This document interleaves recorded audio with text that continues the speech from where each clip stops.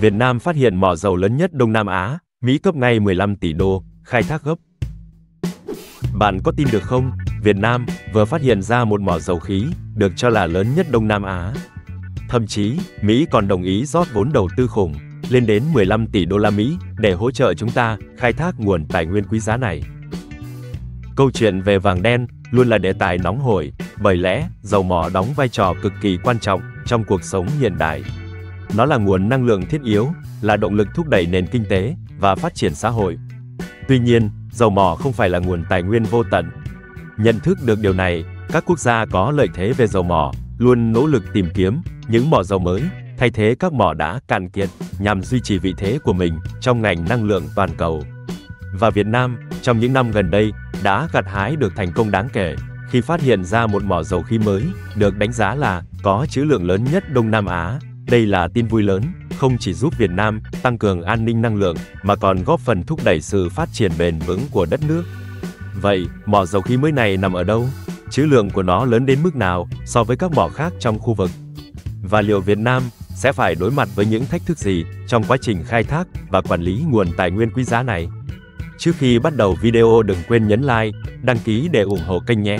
Nếu video hay, bình luận số 1, còn không hay bình luận số 2. Cảm ơn các bạn. Mới đây, Tập đoàn Dầu khí Quốc gia Việt Nam PVN đã chính thức thông báo một tin vui cực kỳ quan trọng, đó là việc phát hiện dầu khí tại lô 114, ngoài khơi thềm lục địa Việt Nam. Lô 114 nằm ở vùng biển phía Bắc, thuộc bề sông Hồng, cách tỉnh Quảng Trị 65 km và Đà Nẵng khoảng 86 km. Hiện tại, hợp đồng dầu khí lô 114 đang được điều hành bởi INP Việt Nam BV, với quyền lợi tham gia được chia đều giữa ENI Việt Nam BV và ISA Exploration and Production Limited. Các công ty này đang tích cực thực hiện giai đoạn tìm kiếm, thăm dò. Trong quá trình này, giếng khoan thăm dò cam kết 114 cây BY1X đã được mở lỗ, đạt độ sâu 3.603 m và phát hiện những dấu hiệu dầu khí rất đáng mừng. Tiếp đó, giếng thẩm lượng 114 cây BY2X được khoan cách giếng đầu tiên 2 km, đã được thi công trong vòng 150 ngày, đạt độ sâu 3.690 m và gặp nhiều vệt chứa, với tổng chiều dày lên đến 110 m. Kết quả thử nghiệm cho thấy, tích tụ hydrocarbon tại phát hiện Campbell là rất đáng kể. Với những thành công này, PVN đã hoàn thành kế hoạch gia tăng trữ lượng dầu khí.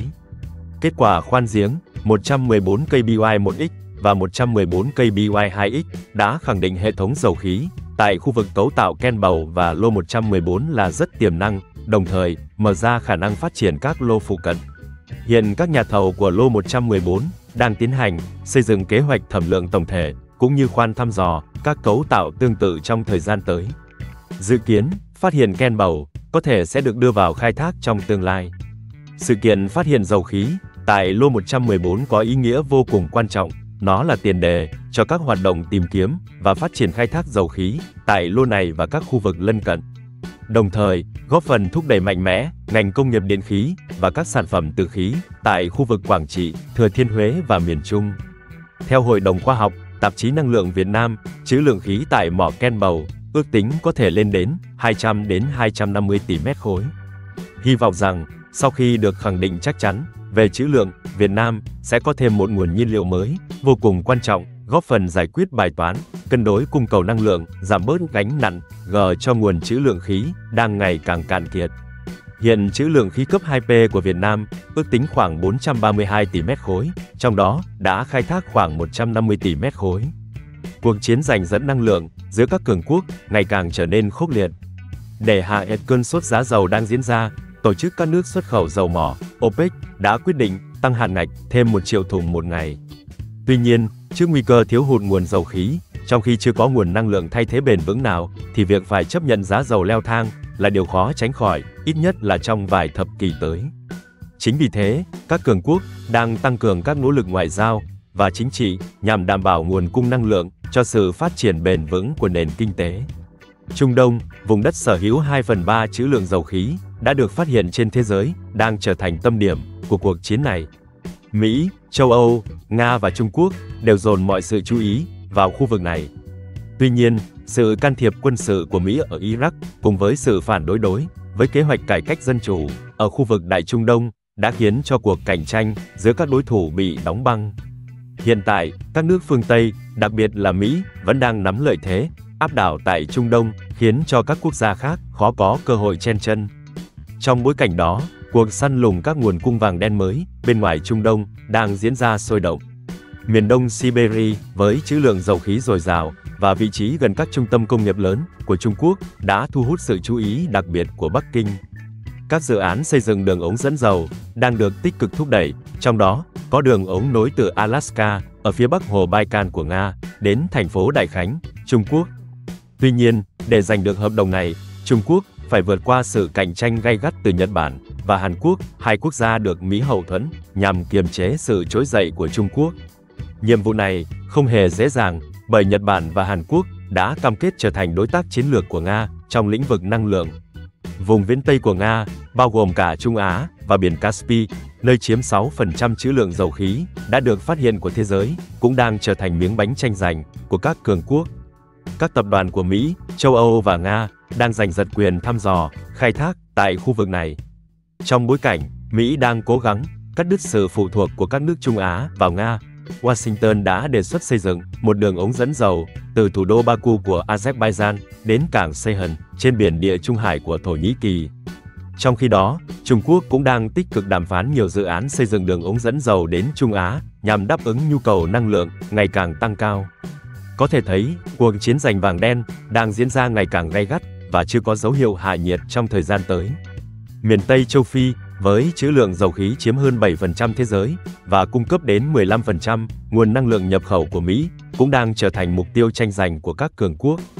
Các tập đoàn dầu khí Mỹ đang có những lợi thế nhất định tại khu vực này, nhất là khi họ đã củng cố được vị thế tại Algeria và Libya, cũng đang muốn cải thiện quan hệ với Mỹ.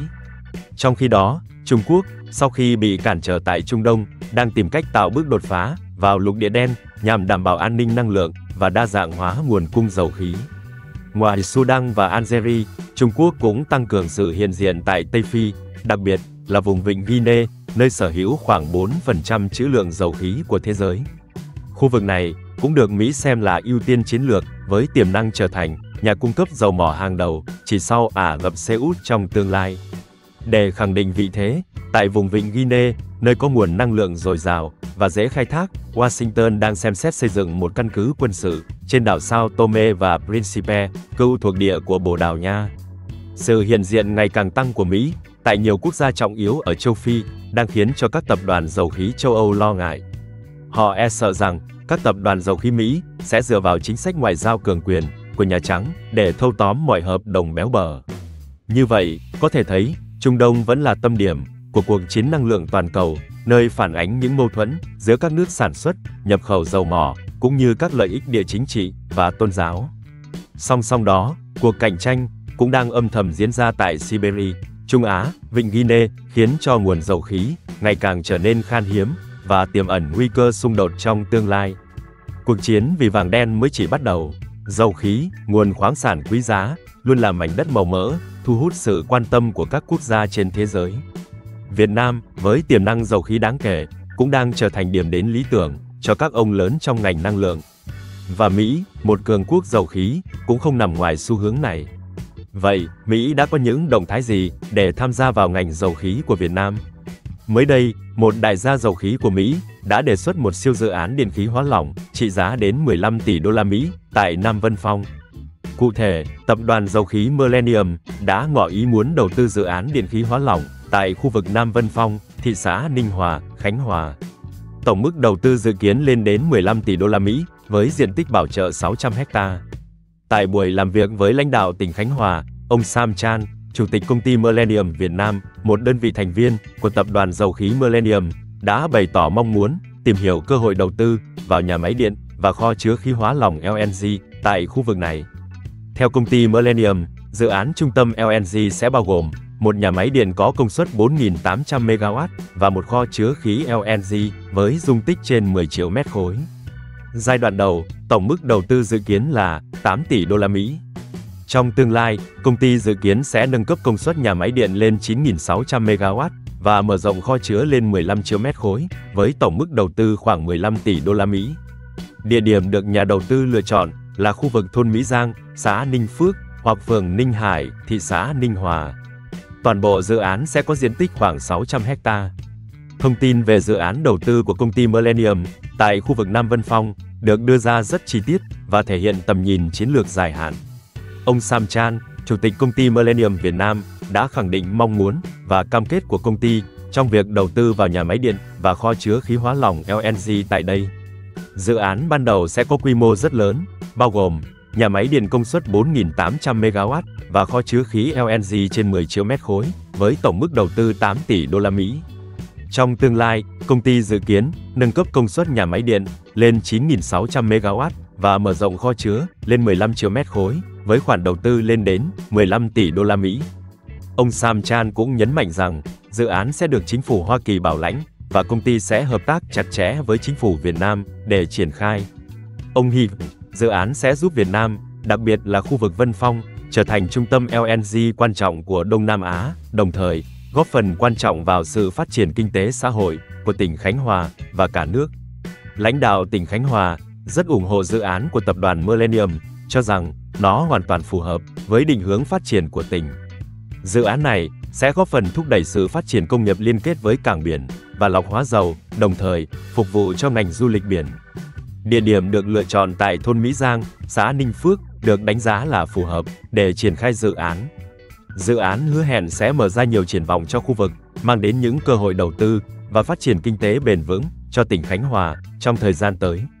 Đặc biệt, khu vực phường Ninh Hải đang nổi lên như một điểm đến lý tưởng cho các dự án công nghiệp và cảng biển quy mô lớn. Với gần 250 ha đất sạch thuộc tổ quy hoạch đất công nghiệp, khu vực này sở hữu nhiều lợi thế, từ việc tập trung nhiều dự án quan trọng cho đến cảng biển có độ sâu lý tưởng, phù hợp cho các tàu trọng tải lớn. Tuy nhiên, ông Hoàng Đình Phi, trưởng ban quản lý khu kinh tế Vân Phong, cũng chỉ ra một số thách thức mà nhà đầu tư cần phải giải quyết. Đầu tiên, vấn đề di rời khoảng 1.000 hộ dân đang sinh sống tại khu vực dự án cần được thực hiện một cách thấu đáo, đảm bảo quyền lợi cho người dân. Thứ hai, cần phải phối hợp với các cơ quan chức năng để bổ sung và điều chỉnh quy hoạch điện quốc gia cũng như quy hoạch kho chứa khí. Thứ ba, việc mở rộng diện tích cho dự án là rất cần thiết, bởi hiện tại, mặt bằng ở các khu vực được lựa chọn chưa đủ để phát triển dự án với quy mô lớn như mong muốn. Ông Phi tin rằng, nếu giải quyết được những vấn đề này, sẽ tạo ra một môi trường thuận lợi cho nhà đầu tư triển khai dự án và mang lại nhiều lợi ích cho khu vực và cho sự phát triển kinh tế xã hội tỉnh Khánh Hòa. Về phía tỉnh Khánh Hòa, Bí thư Tỉnh ủy Nguyễn Khắc Định khẳng định rằng, lãnh đạo tỉnh rất mong muốn nhà đầu tư sẽ thành công với dự án này. Tuy nhiên, ông Định cũng nhấn mạnh rằng, tỉnh cần phải nỗ lực giải quyết những khó khăn, vướng mắc còn tồn tại. Ông Định thẳng thắn chia sẻ, có những vấn đề vượt quá thẩm quyền của tỉnh và cần phải được Trung ương giải quyết. Do đó, tỉnh sẽ tích cực thực hiện các thủ tục cần thiết để đưa dự án vào quy hoạch điện, điều chỉnh quy hoạch về khí hóa lỏng và sử dụng đất.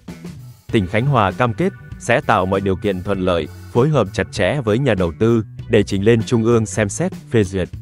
Ông Định khẳng định, chúng tôi sẵn sàng ký thỏa thuận để nhà đầu tư có thể tiến hành nghiên cứu đầu tư. Khu vực Nam Vân Phong đang thu hút sự quan tâm của rất nhiều công ty dầu khí, khiến cho cuộc cạnh tranh giành cơ hội đầu tư trở nên gay gắt. Trước tình hình này, tỉnh Khánh Hòa khẳng định sẽ lựa chọn đối tác có năng lực và cam kết triển khai dự án một cách nhanh chóng, hiệu quả nhất. Đây là thông điệp cho thấy sự quyết tâm của tỉnh Khánh Hòa trong việc thu hút đầu tư, tạo mọi điều kiện thuận lợi cho các dự án phát triển kinh tế xã hội. Để thúc đẩy dự án, Chủ tịch Ủy ban Nhân dân tỉnh Nguyễn Tấn Tuân đã chỉ đạo Ban Quản lý Khu Kinh tế Vân Phong hoàn tất các thủ tục cần thiết để báo cáo với tỉnh, theo chỉ đạo của Bí thư Tỉnh ủy. Ủy ban Nhân dân tỉnh cũng sẽ ủy quyền cho Ban Quản lý Khu Kinh tế Vân Phong tiến hành ký kết thỏa thuận với nhà đầu tư, cho phép họ được nghiên cứu đầu tư tại Nam Vân Phong. Bên cạnh đó, lãnh đạo tỉnh cũng giao cho các sở, ngành liên quan sớm hoàn tất thủ tục để sáp nhập xã Ninh Phước và Ninh Vân. Việc này nhằm đảm bảo kế sinh nhai cho người dân trong khu vực bị ảnh hưởng bởi dự án. Nhắc đến ngành dầu khí Việt Nam, không thể không nhắc đến những thành công đáng kể trong việc thu hút đầu tư nước ngoài. Sự hợp tác này đã góp phần quan trọng vào sự phát triển kinh tế của đất nước, nâng cao đời sống của người dân. Điển hình cho sự thành công này là liên doanh Việt-Nga Vietsopetrol. Mới đây, Vietsopetrol đã tổ chức lễ mừng công khai thác 250 triệu tấn dầu và kỷ niệm 43 năm ngày thành lập liên doanh, ngày 19 tháng 6 năm 1981. Sự kiện này diễn ra tại thành phố Vũng Tàu, tỉnh Bà Rịa Vũng Tàu, với sự tham dự của nhiều lãnh đạo cấp cao. Tham dự buổi lễ, có lãnh đạo, đại diện các bộ, ban, ngành trung ương, lãnh đạo tỉnh Bà Rịa Vũng Tàu, Tập đoàn Dầu khí Việt Nam, lãnh đạo Zarubezenev, cùng các đại biểu, nguyên lãnh đạo Vietsopetrol qua các thời kỳ, và đội ngũ cán bộ, công nhân viên, người lao động liên doanh Việt-Nga Vietsopetrol. Về phía Tập đoàn Dầu khí Việt Nam, có sự hiện diện của ông Lê Mạnh Hồng, Bí thư Đảng ủy, Chủ tịch Hội đồng thành viên tập đoàn, ông Lê Ngọc Sơn, Phó Bí thư Đảng ủy, Tổng Giám đốc tập đoàn, và ông Trần Quang Dũng, Phó Bí thư Thường trực Đảng ủy tập đoàn.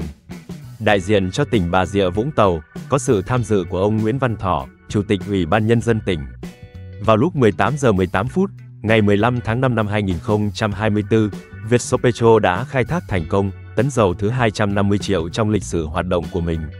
Đây là một cột mốc đáng ghi nhớ, là thành quả của sự nỗ lực, lao động cần cù, sáng tạo và tinh thần dũng cảm vượt qua mọi khó khăn, thử thách của các thế hệ cán bộ, công nhân viên, người lao động Vietsopetrol và ngành dầu khí Việt Nam.